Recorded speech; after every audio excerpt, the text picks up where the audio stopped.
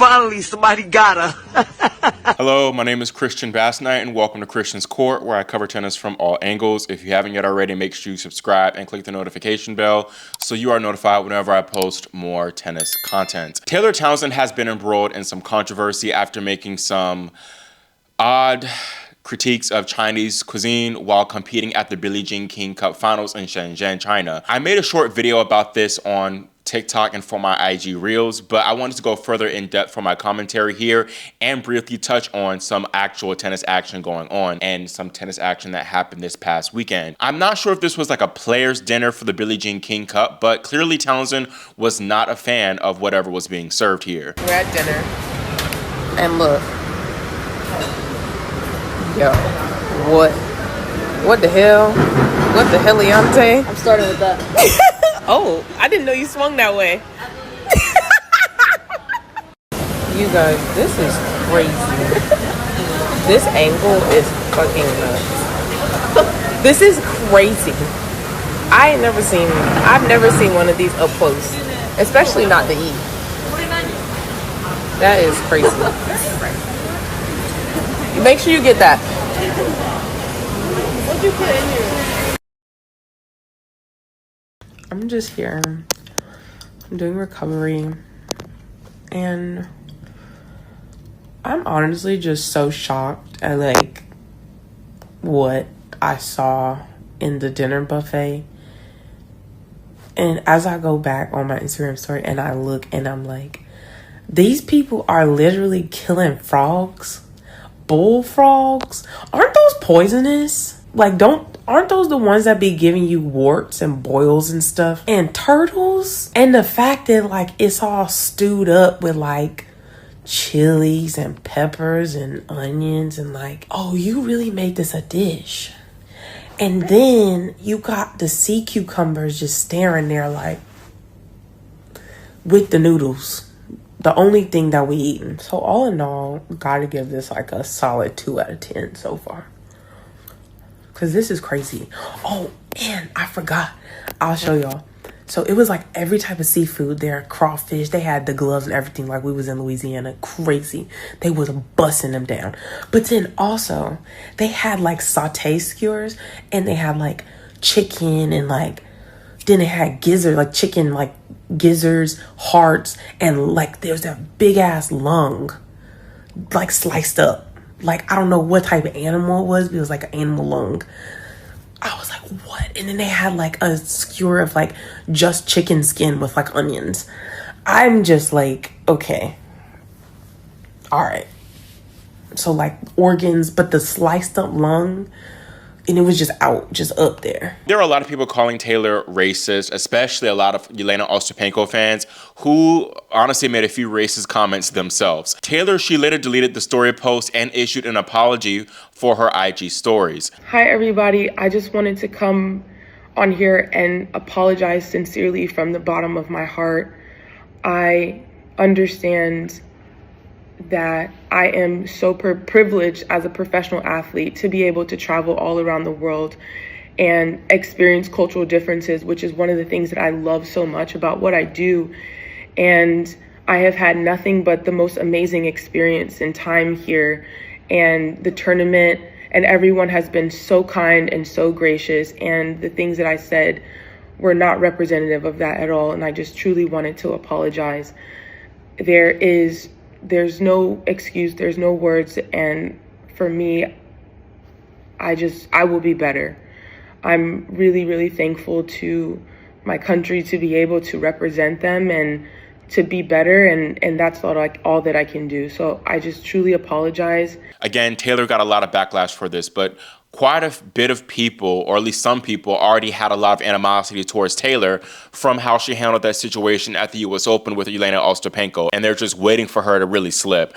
For a refresher, during the match in the first set, Jelena went off really about a let court because Taylor did not apologize for hitting a let cord and ultimately winning the point, as that is sort of kind of customary to do. It's more of like an unwritten rule or a courtesy thing.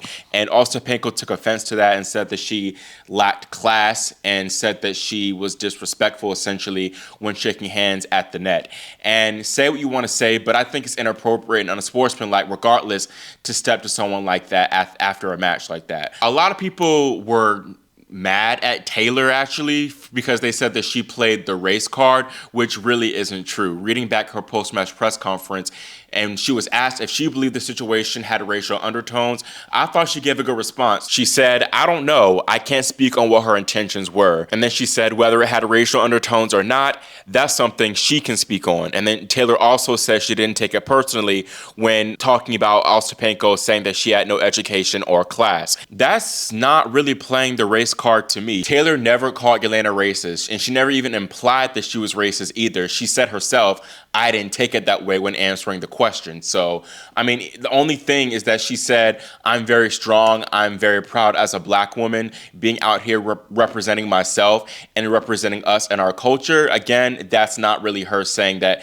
playing the race card. That's her taking pride in her being a black woman. And she's taken pride in that fact and on multiple occasions aside from that incident. So again, I think that people are just having a lot of misplaced anger directed towards Taylor, and people are unfortunately are just creating their own narratives, or they're under spells, as Tokyo Tony would say, and they're really telling on themselves. Racists aren't proud of being racist anymore. It's something, we're losing recipes. But in all seriousness, people love to take offense of accusations of being racist, even when they literally hurl racial slurs at somebody. And by the way, I'm not calling Ostapenko racist here. I'm calling out the people who are calling out Taylor and say that she made it a race issue when she didn't.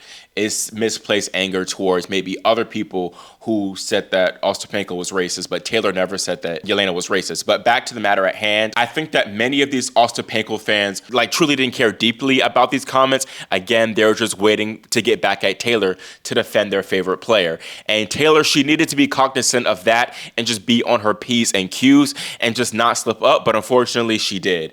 And she did make similar comments, not as bad as these, but she last year during the Asian swing, she expressed disdain at the food. And I think she also said that the food made her sick. Taylor, she had previously skipped these Asian swing tournaments due to financial constraints. So last year was really the first true time that she competed during the Asian swing. But still, Taylor just cannot post like how she did before, let alone post this, because she practically doubled her following after the whole US Open Ostapenko incident. There are a lot more eyes on her right now. And I know she is trying to get more into vlogging and sharing more behind the scenes stuff with her life. But bottom line, this needs to serve as a learning lesson to her. Not everything needs to be posted on your social media. This could have been posted to her close friends at that, or just it could have stayed in the group chat or something. We did not need to see this. And you can say Taylor is entitled to her opinion and can say whatever she wants about the food she's eating, but not only is it ignorant in my opinion, but since she posted this publicly,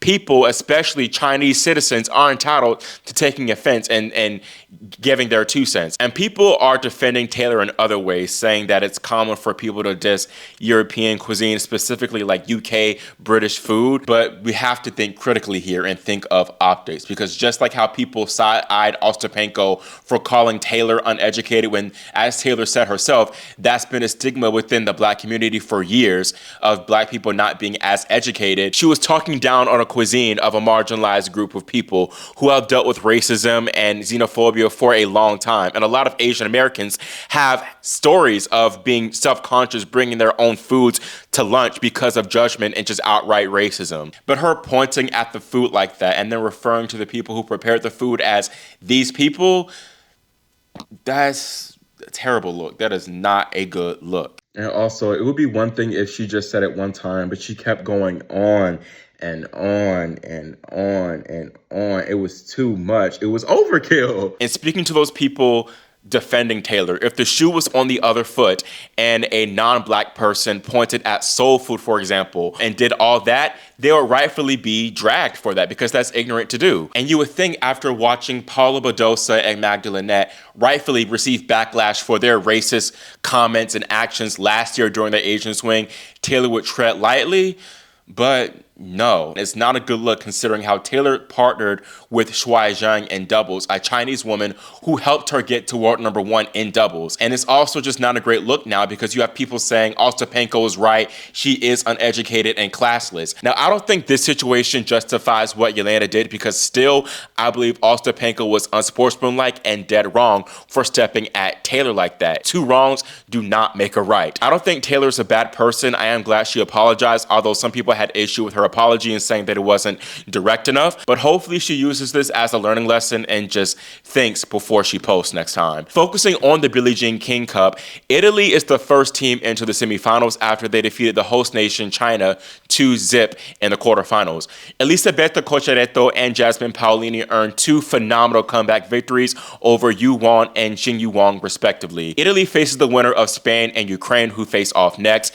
Meanwhile, Japan takes on Great Britain, while the United States opens up against Kazakhstan. There's also another WTA 500 event going on in Korea in Seoul, and Iga Swiatek, the world number 2, headlines that, and she will be the big title favorite, but she does not have the easiest draw here. Swiatek could open against Sorana Cîrstea, who has been playing pretty well lately, and then she could get either Barbora Krejcikova or Emma Raducanu in the quarterfinals. Swiatek could get Clara Townsend in the semifinals, who beat her in Montreal a few months ago, and then the second seed here is Ekaterina Alexandrova, who is always dangerous, especially outside a slam. Now, congratulations are in order for 2 new WTA title winners from this past weekend. 17-year-old American Iva Jovic won her maiden trophy at the Guadalajara 500, defeating Emiliana Arango 6-4, 6-1 in the championship. Iva rose 37 spots from 73 to a career high of number 36 in the world. Then another teen, 19-year-old Tiansu Rakatamanga Rajona, won her maiden tour title in Sao Paulo, defeating Janice Jen in the finals